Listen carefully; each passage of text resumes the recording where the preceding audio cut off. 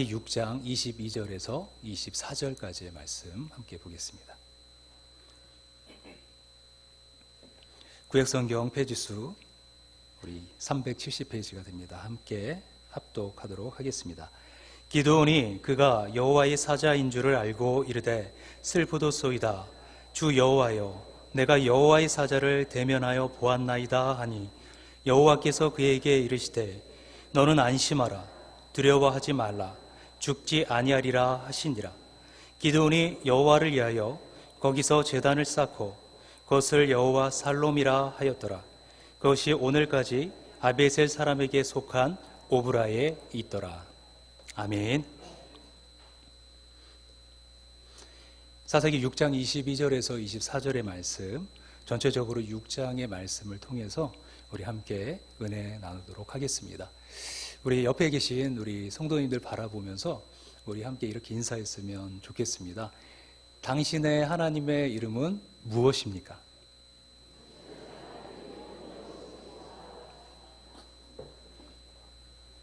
예, 보통 때보다 조금 길었죠.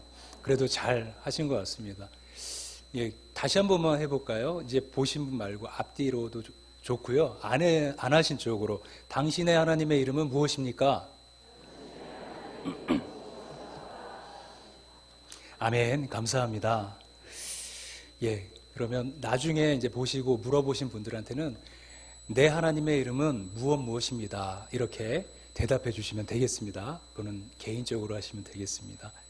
제가 신천 이 고가도로를 넘어가다 보면은요, 우리 성도님들도 보셨을 것 같은데 이런 내용이 크게 들어왔습니다. 뭐냐면 누가 이름을 함부로 짓는가?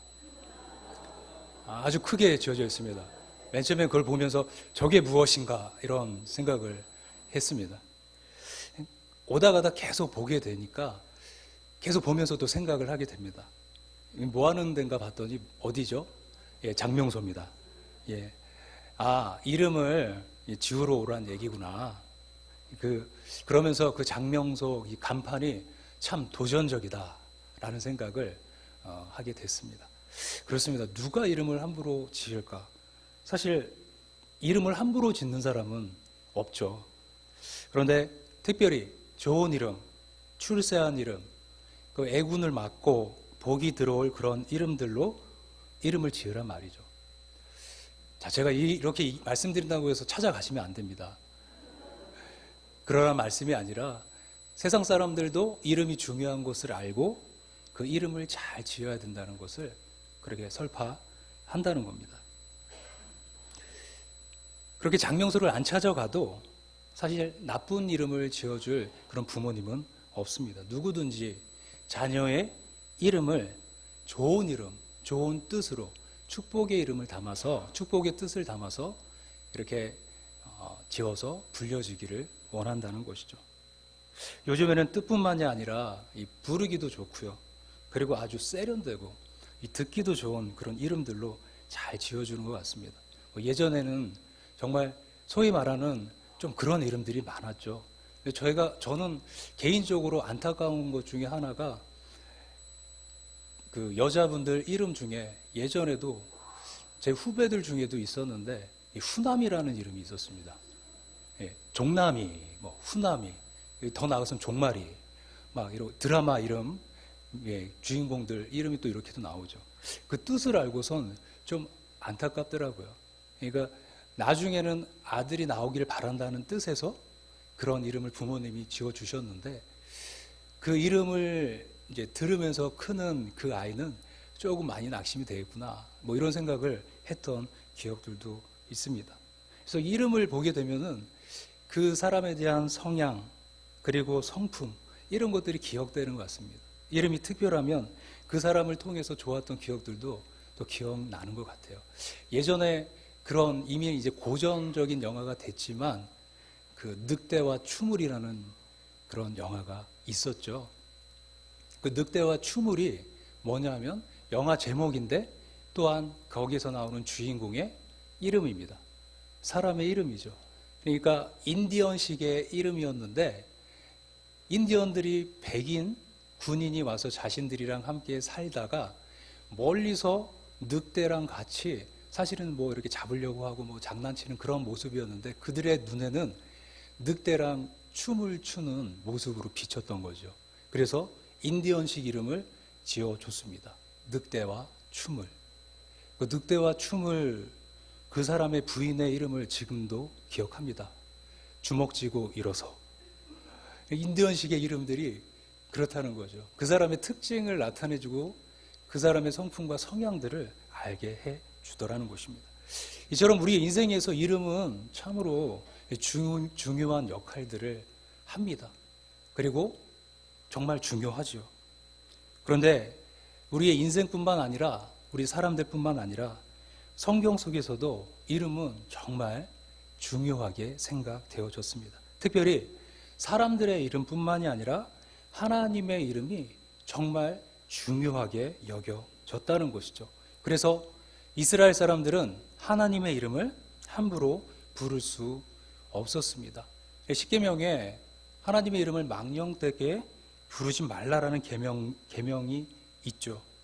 그래서 여호와라는 하나님의 이름을 우리는 정말 좀 성경을 읽으면서 또는 이야기를 하면서 자유롭게 이야기하지만 이스라엘 사람들에게는 그 이름을 차마 입에 올릴 수가 없었습니다.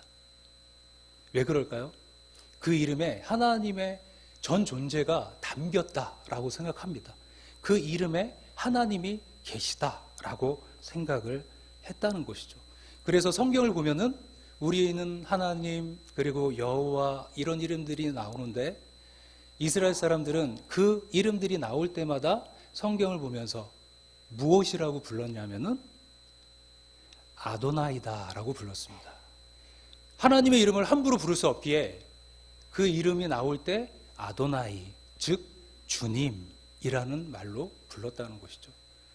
또는 그 이름을 그 이름이라는 뜻에서 하셴이라고 불렀다는 겁니다. 하셴은 그 이름, 알잖아. 여호와 하나님 그 이름. 그러나 우리가 함부로 말할 수 없는 그 이름. 그렇게 이제 불렀다는 것이죠. 오늘 우리에게 익숙한 그 단어가 나옵니다. 여호와 샬롬. 여호와 샬롬. 너무나 우리에게 익숙하죠. 샬롬이 뭘까요? 여호와 샬롬 하면은 어떤 뜻일까요? 바로 평강의 하나님입니다. 그리고 샬롬 하면은 뭘까요? 바로 우리처럼 인사하는 거죠. 안녕하십니까? 평안하십니까? 라는 인사가 되는 겁니다. 근데 이들이 하나님의 이름을 경외하고 또 두려워할 뿐만 아니라 함부로 이야기할 수 없는 거룩한 이름이라고 생각할 뿐만이 아니라 그 이름을 기뻐하고 그리고 경외하는 것이 그들이 이 이름을 부르는 데서 또한 나타난다는 것입니다. 이스라엘 사람들이 인사할 때 어떻게 인사를 할까요? 예, 맞습니다. 샬롬이라고 인사를 합니다. 근데 샬롬 하면은 샬롬 하면 되는데 아도나이라고 주님을 부르고요. 또는 하시엠 해서 그 이름이라고 부르는데 이 사람들이 샬롬 하면은 어떻게 인사를 받냐면 바룩 하시엠이라고 받습니다. 그건 뭐냐면 하시엠이 그 이름이라고 말씀드렸습니다. 그 이름을 찬양하라. 바룩 하시엠.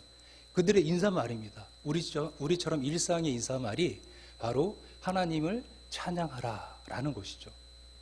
우리 한번 아까 그 긴 것도 해보셨으니까 한번 샬롬 하고 또 옆에 분은 보시면서 들으셨으면 샬롬 들으셨으면 바룩 하셴 한번 해볼까요? 시작.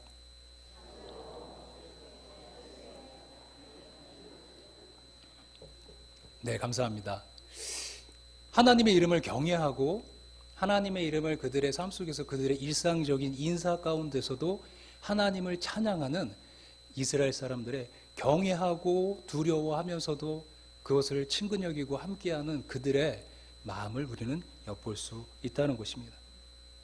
또한 하나님의 이름을 통해서 우리는 그분께 우리의 신앙을 고백할 수 있다는 것이죠.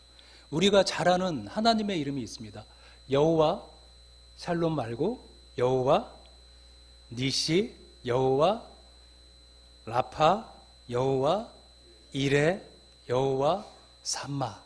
그렇습니다. 더 많은 이름들이 있겠죠. 오늘 본문에서 우리는 사사 기도원을 통해서 이러한 내용들을 살펴볼 수 있습니다. 하나님의 이름을 통해서 그의 신앙 고백을 하나님께 드리고 사람들에게 나타내는 것입니다. 사실 우리가 잘 알고 있는 기도는 우리에게 알려진 그 유명세보다는 패배의식과 열등의식 그리고 무력함과 소심함에 사로잡혀 있던 그런 사람이었습니다. 기드온이 살던 시기가 어떤 시기냐면 이 미디안이라는 족속의 압제 속에서 정말 그 압제 속에 이스라엘이 고통받고 허덕이던 그러한 때였습니다. 그 형편이 어땠는가를 살펴보니까요. 6장 3절 말씀에 미디안의 손이 이스라엘을 이긴지라 이스라엘 자손이 미디안으로 말미암아 산에서 웅덩이와 굴과 산성을 자기들을 위하여 만들었으며 이렇게 말씀합니다. 미디안 족속들에게 자신들의 영토와 집을 빼앗겼습니다. 3절과 4절에서는요. 이스라엘이 파종할 때면 이스라엘 가운데 먹을 것을 남겨두지 아니하고 양이나 소나 나귀도 남겨두지 아니했다는 겁니다. 무엇입니까? 먹을 것도 다 빼앗겼다는 것입니다. 근데 사실 이 모든 일들이 괜히 일어난 것이 아니라 이스라엘이 하나님 앞에 범죄했기 때문에 일어난 일이라는 것입니다.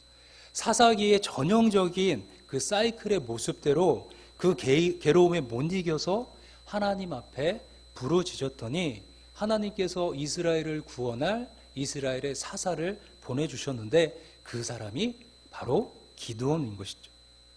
그런데 이 사람이 우리가 알고 있는 처음부터 그렇게 용맹한 장군이 아니었다는 것입니다. 진작에 하나님의 사자가 그를 찾아와 하나님의 말씀을 전할 때 기드온은 패배감과 불신앙, 열등감에 묻혀 사는 그런 사람이었습니다. 그를 보고 큰 용사여 하나님께서 너와 함께 하신다 이렇게 말씀하시는 그 말씀 앞에 13절에서 이렇게 이야기합니다. 오 나의 주여 여호와께서 우리와 함께 계시면 어찌하여 이 모든 일이 우리에게 일어났나이까? 또 우리 조상들이 일찍이 우리에게 이르기를 여호와께서 우리를 애굽에서 올라오게 한 것이 아니냐 한 그 모든 이적이 어디 있나이까? 하나님이 우리를 도와주셔서 여기까지 우리가 왔다고 하는데 그 많던 이적은 어디 있습니까? 따져 묻습니다. 미디안에게 압제당하고 있는 민족과 자신에 대해서 하나님을 원망하고 하나님이 도대체 우리를 도우셨다는 그 증거들이 어디 있느냐라고 지금 따져 묻고 있습니다. 그래도 다시 한번 널 통해서 미디안의 손에서 이스라엘을 구원하시겠다는 말씀에 15절에 또 이처럼 이야기합니다. 오 주님, 오 주여, 내가 무엇으로 이스라엘을 구원하리까? 보소서 나의 집은 므낫세 중에 극히 약하고 나는 내 아버지 집에서 가장 작은 자입니다. 무엇이죠? 자신의 열등의식을 이야기합니다.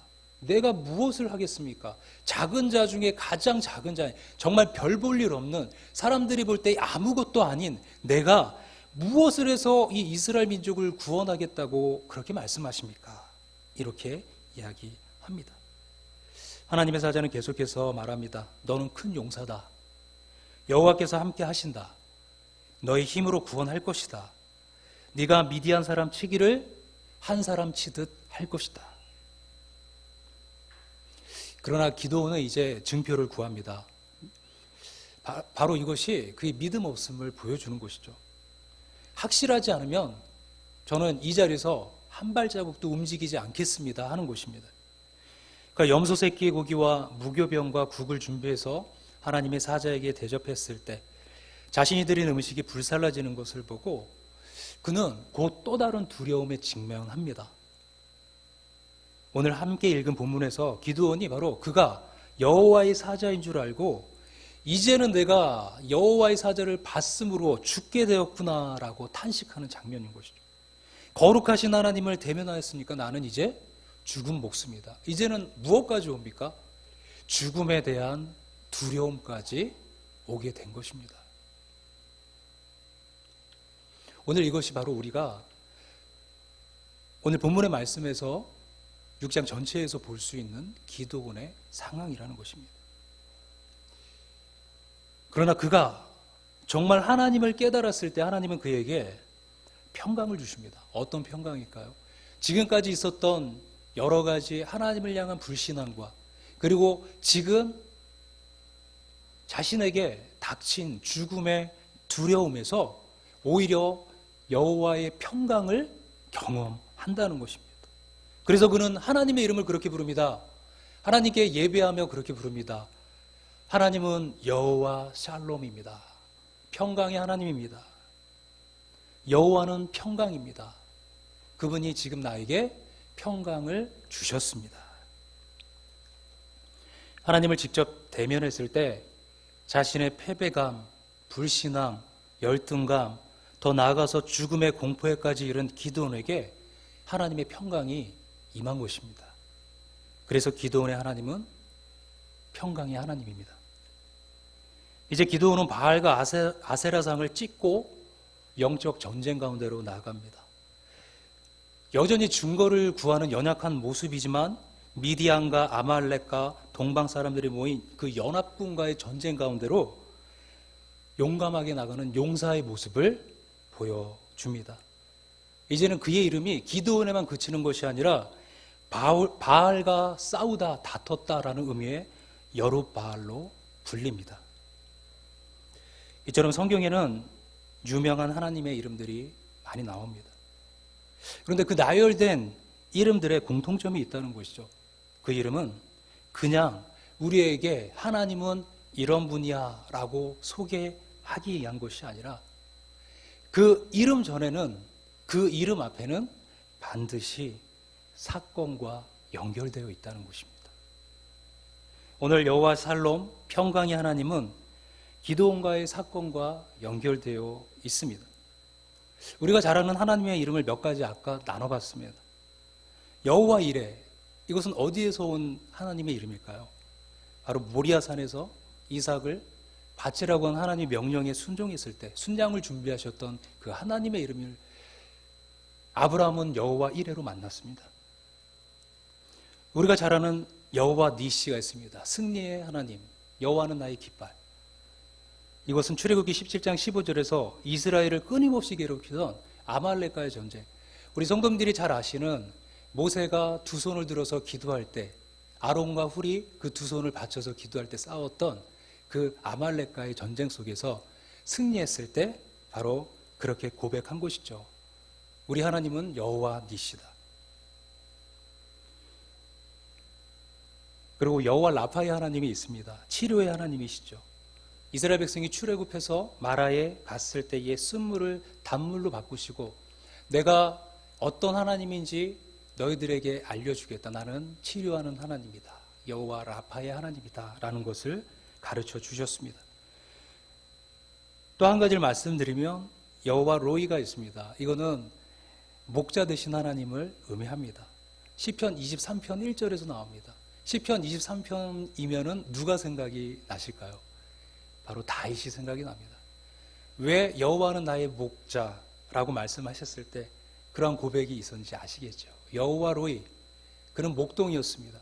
목자의 인도가 얼마나 중요한지를 잘 아는 사람입니다. 특별히 시편 23편은 그의 일생을 지나며 그의 노년의 때에 써졌다고 전해집니다.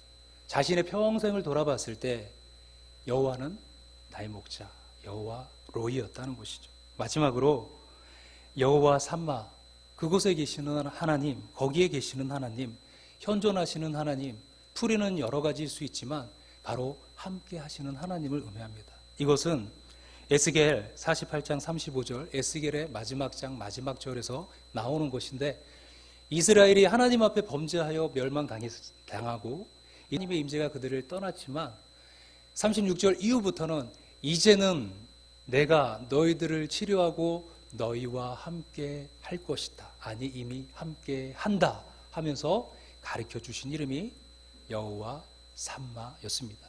그것이 바로 우리가 마태복음으로 연결될 때에 임마누엘의 하나님으로 또한 동일한 의미로서 우리에게 밝히 말씀해 주시는 것이죠.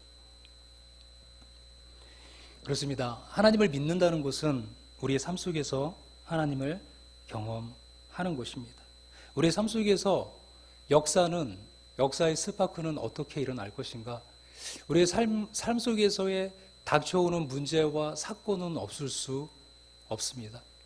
그러나 그곳에 우리가 어떻게 다가가고 어떻게 반응하느냐에 따라서 우리의 삶은 달라진다는 것입니다. 오늘 나에게 다가오는 사건 속에서 우리는 하나님을 만날 수 있습니다. 어쩌면 이 사건은 하나님을 만나게 하시는 하나님의 섭리일 수 있습니다. 오늘 기드온의 고백을 통해서 어둠 밤에 몰아치는 폭풍과 그치고 그에게 임한 하나님의 평강을 우리는 확인할 수 있습니다. 말씀을 정리합니다. 제가 신학교 시절에 제 친구가 저에게 물었던 질문이 있었습니다. 그 질문이 무엇이냐면, 네 안에 있는 예수님은 어떤 분이니? 갑자기 묻더라고요. 그 친구 이름이 박철수입니다. 이 친구 이름도 흔한 이름인데, 네 안에 있는 예수님은 누구니? 어떤 분이니라고 묻는데, 그 당시에 많이 물었던 것 같아요. 근데 그 당시 저는 굉장히 이 질문이 조금 간지럽더라고요. 그때 얘기를 바로 하지는 못했습니다. 그러나 20몇 년이 지나도 그 질문이 늘 머리에서 떠나지 않았습니다. 성도님들, 내 하나님의 이름은 무엇입니까? 오늘 나에게 오는 사건 가운데 나에게 말씀하시는 그 하나님은 어떤 분입니까? 우리에게 공통적으로 말씀하셔서 알려주시는 그 하나님뿐만이 아니라 내 인생의 삶 속에서 내 입술을 통해서 나의 하나님은 이런 하나님이다라고 고백할 수 있는 그러한 은혜와 역사를 경험하실 수 있는 저와 우리 모든 성도님들 되어주시기를 주님의 이름으로 축원합니다. 함께 기도하겠습니다. 살아계신 하나님 아버지, 감사합니다.